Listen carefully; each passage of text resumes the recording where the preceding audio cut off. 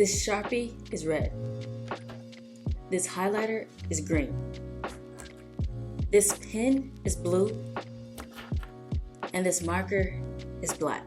Sure, all of those colors are correct. They are red, they are green, they are blue, and they are black. But there is more to writing descriptions of a setting than pointing out what something looks like.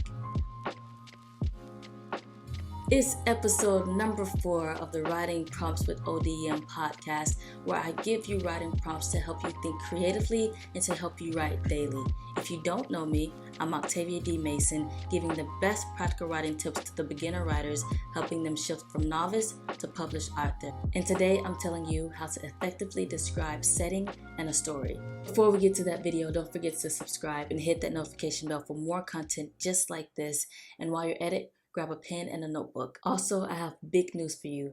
I have 2 free writing resources that are available now in the link in the description box below or on my website at octaviadmason.com, and they are dedicated to new authors who need help creating realistic characters. So if that's you, you need help creating realistic characters, or you need help describing your characters in your book, then you can go to the link in my description box below, or you can go to my website at octaviadmason.com to get those free writing resources, and they are available to be downloaded straight to you.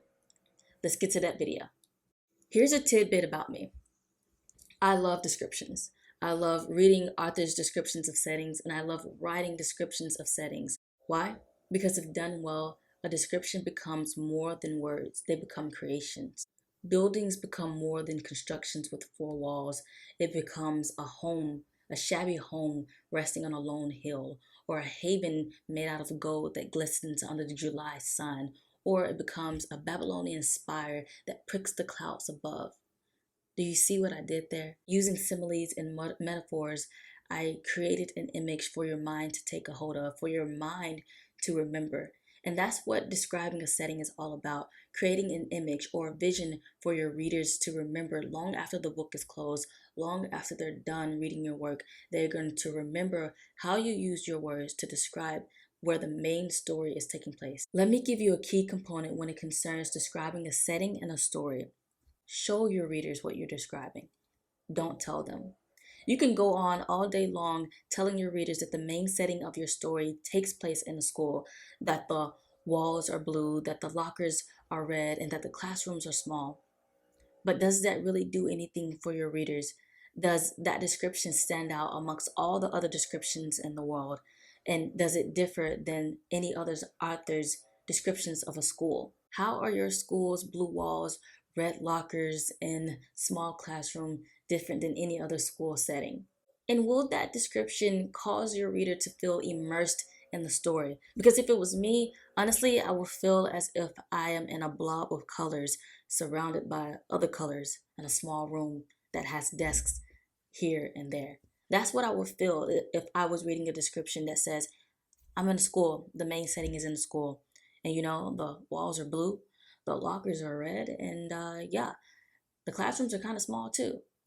What am I picturing? What am I seeing other than desks, a classroom, a small classroom, and some blue walls and some red lockers? I need more as a reader in order to picture what you're giving me and what you're telling me and where you're telling me the main story is taking place. If you want to stand out, describe to me the tense and chaotic atmosphere of the hallways as the students move to and fro from the classes. Tell me how the teacher's burnt coffee mixed with her excessive perfume causes a stench to arise in the classroom each morning. And tell me how the lockers pop open and slam shut as the students slaughter in the hallways of the school. The description of your main setting doesn't have to be dramatized. It doesn't have to be excessive or run on and on.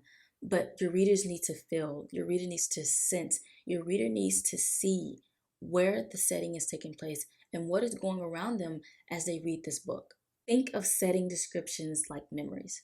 I guarantee if you pinpoint that strongest memory that you have, you can picture what your setting was like.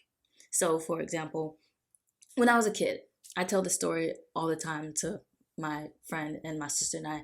We talk about this a lot. But when I was a kid, I was in like an accident. It was like a normal kid thing kind of accident. But I was on my bike and I was carrying my friend's sister on the same bike with me. And so the bike was shaking, it was wobbly. It wasn't the best of bikes. And we were going down this road. But there was also this dog barking as well. And so eventually I got a little sporadic with my bike riding and I fell down a hill. And apparently I, you know, went a little unconscious and I crawled home. But that's beside the point. This is one of the strongest memories that I have. So when I think about this memory, I also think about the setting of this memory. I was going along a winding gravel road. I was falling along a steep hill, in my opinion. That's what my kid mind remembers. I was falling along a steep hill, and then I rolled along the hill and fell on a grassy lawn. And then I crawled back home over grass into my house that was down the street. This memory is strong, and I can picture the dog behind the fence that's hidden behind houses. And I remember the way the atmosphere felt. I remember how it wasn't too sunny outside, but it was cloudy nonetheless. I dove back into memory lane to say this. Descriptions are more than what we see. What characters are feeling, sensing, and seeing makes for a great and memorable description. Which leads us to our fourth writing prompt. Pick any room in your home and describe it. Using all that you now know, all that you've just heard, pick that room and describe it. But not only do you describe it, go beyond what you see. Now, what I'm about to say is something that is going to be very important to writing this writing prompt, but also to your book writing. When you're describing your setting, and in general, when you're describing anything, you don't want to be excessive in your descriptions. You don't want to go on and on and on and on about what you're describing. And you also don't want to focus on details that aren't pertinent to the story and to the setting of the story. So when you're describing your room, you don't want to talk about that obscure painting on the wall that has nothing to do with where your character is or what your reader will be seeing when they picture the setting. Great setting descriptions, they show the reader instead of telling the reader, but they also focus on what is pertinent to the story, and they don't go on and on and on in their descriptions either. As I finish up this episode, remember these 3 points on how to effectively describe a setting in your story. Show the reader, don't tell them. Focus on what matters most to the setting, and do not be excessive or overdrawn in your descriptions. Hey, lovely people, I hope you enjoyed episode number 4 of the Writing Prompts with ODM podcast. In the comments below, give me a sample of your writing prompt. I would love to hear them, love to read them, love to give you some feedback. If you love this episode, feel free to give it a thumbs up and be sure to check out episodes 1 through 3 so you can catch up on the Writing Prompts with ODM podcast. If you want more content just like this, be sure to check out all my other videos on practical writing tips for beginner writers. Subscribe and hit that notification bell for more content just like this. If you want those free writing resources, you can click the link in the description box below, or you can head on over to my website at octaviadmason.com. I'm Octavia D. Mason, giving the best practical writing tips to the beginner writers, helping them shift from novice to published author. See you in the next video. Peace.